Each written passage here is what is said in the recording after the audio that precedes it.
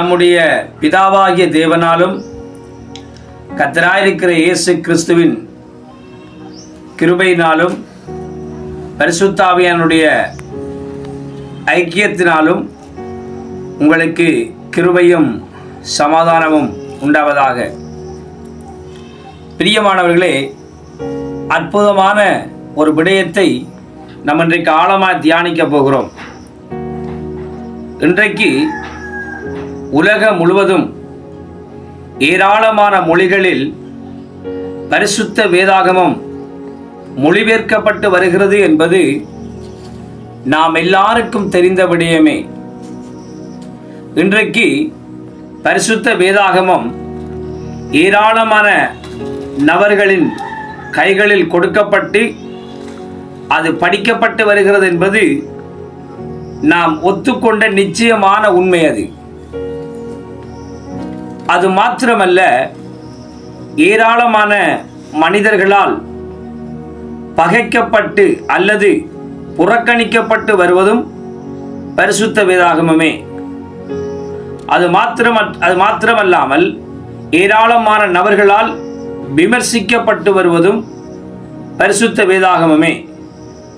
அது மாத்திரமல்ல, ஏராளமான விஞ்ஞானிகள் உட்பட பல ஆய்வாளர்கள் ஆராய்ச்சிக்காக பயன்படுத்துவதும் பரிசுத்த வேதாகமமே.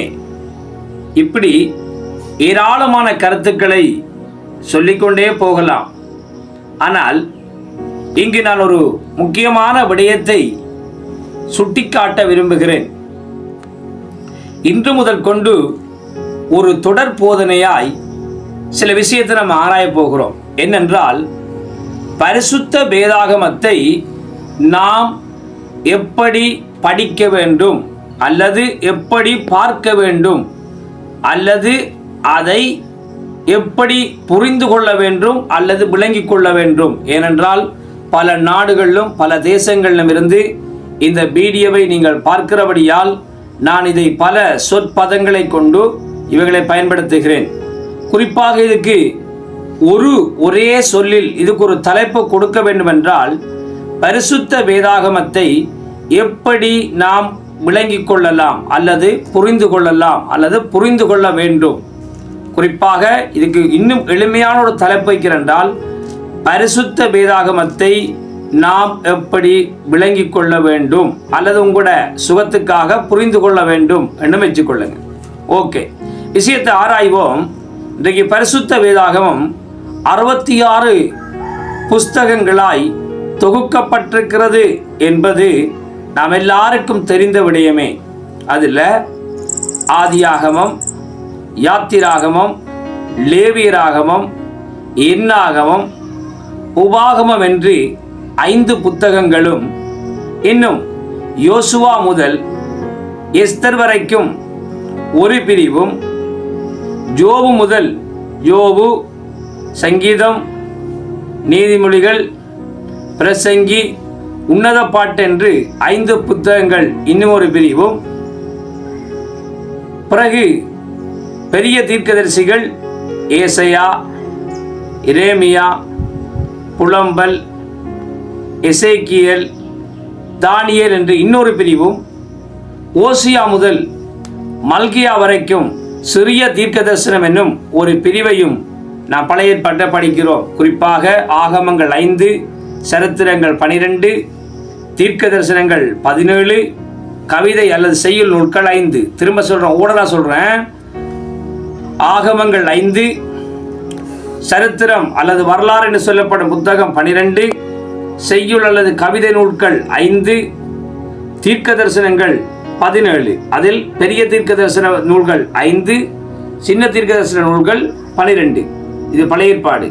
புதிய ஏற்பாட்டை படித்தால் 4 சுவிசேஷம், ஒரு நடவடிகள், 21 நிருபம், ஒரு தீர்க்க தரிசனம், அவைகளிலும் ஒரு சில பிரிவுகள் வருது. இதில் இன்னும் ஏராளமான உட்பிரிவுகள் இருக்கு. நான் இதில் பெரும் பிரிவுகளை மட்டும் உங்களுக்கு ஒரு சாராம்சமாய் ஒரு தொகுப்பாய் சொல்கிறேன்.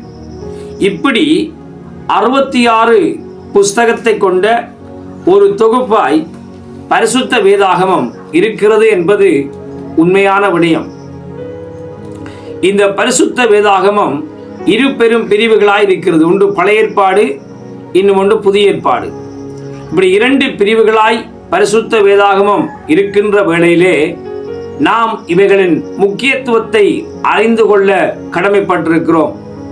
உதாரணமாக பரிசுத்த வேதாகமத்தை நாம் எப்படி விளங்கிக் கொள்ள வேண்டும் என்றால், இன்றைக்கு நீங்க பார்த்தீங்கன்னா கிட்டத்தட்ட 5000க்கு மேற்பட்ட கிறிஸ்தவ பிரிவுகள் இருக்கிறது.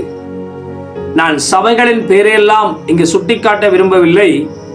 ஆனாலும் ஒரு சில விடயத்தை உங்களோடு பேச விரும்புகிறேன். 5000க்கு மேற்பட்ட கிறிஸ்தவ பிரிவுகள் ஏன் உருவாகிறது? ஏன் அப்படியான பிரிவுகள் அனுமதிக்கப்பட்டது? ஏன் அப்படி புதிய புதிய பிரிவுகள் எல்லாம் புதுசாக எழுப்பி வருவதற்கு என்ன காரணம் என்றெல்லாம் பல கேள்விகள் நம்மிடத்தில் உண்டு. அதற்கு நம்முடையவர்கள் சொல்லும் கருத்து, அது தேவனுடைய திட்டமாக இருக்கிறது, அது தேவனுடைய சித்தமாக இருக்கிறது என்றெல்லாம் ஏராளமான கருத்துக்களை சொல்லுகிறார்கள். அன்புக்குரியவர்களே, அது இல்லை உண்மை. இந்த பரிசுத்த வேதாகமத்தின் பெரும் பிரிவுகளை நீங்கள் கவனமாய் படித்தால் அதில் பல உண்மைகளை நீங்கள் புரிந்து கொள்ள முடியும். பரிசுத்த வேதாகமத்தை எப்படி விளங்கிக் கொள்ள முடியும், நாம் எப்படி அதை விளங்கிக் கொள்ளலாம் எனும் கேள்வி ஏராளமான மக்கள் மத்தியில் இருக்கிறது. ஆகையினாலே நாம் ஒரு தொடர் போதனையாய் இவைகளை குறித்து நாம் விளங்கிக் கொள்ள போகிறோம். இந்த சத்தியத்தை நாம் தொடர்ந்து ஆராயப் போகிறோம். நீங்கள் எங்களுக்கு செய்ய வேண்டிய உதவி என்னவென்றால், இந்த வீடியோவை நீங்கள் பார்க்கிற போது இதுக்கு நீங்கள் செய்ய வேண்டிய ஒரே ஒரு சப்போர்ட், இதை லைக் பண்ணி, சப்ஸ்கிரைப் பண்ணி, ஷேர் பண்ணி உங்கள் ஆதரவை எங்களுக்கு தெரிவிப்பது மட்டுமே நீங்கள் செய்யும் எங்களுக்கு உதவியாகும். நீங்கள் தொடர்பு கொள்ள வேண்டிய தொலைபேசி எண் 077 20 81 384. நீங்கள் எங்களோடு சேர்ந்து கர்த்தரை ஆராதிக்க விரும்பினால் திருவண்ணாமலை மாவட்டத்தில் நல்லூர், இலக்கந்தை, பாட்டாளிபுரம், சீனன்மொழி ஆகிய இடங்களில் எங்கள் திருச்சபை ஆராதனை நடைபெறுகிறது. அதில் இந்த ஆழமான சத்தியத்தை நீங்கள் நேரடியாய் எங்களோடு கற்றுக்கொள்ள முடியும். இன்னும் உங்களுக்கு ஏதாவது கேள்விகள் இருக்குமேயானால் என்னை தொடர்பு கொள்வதற்கும் இங்கே கொடுக்கப்பட்டிருக்கிற தொலைபேசி எண்களில் நீங்கள் என்னை தொடர்பு கொள்ளலாம். தொடர்ந்தும் இந்த யூடியூப், ஃபேஸ்புக், டிக்டாக் என்னும் சேனல்களை பின்பற்றி ஏராளமான உண்மைகளை புரிந்து கொள்ளுங்கள். தொடர் போதனை கவனித்துக் கொள்ளுங்கள். கர்த்தர் உங்களை ஆசீர்வதிப்பார். God bless you. ஆமென்.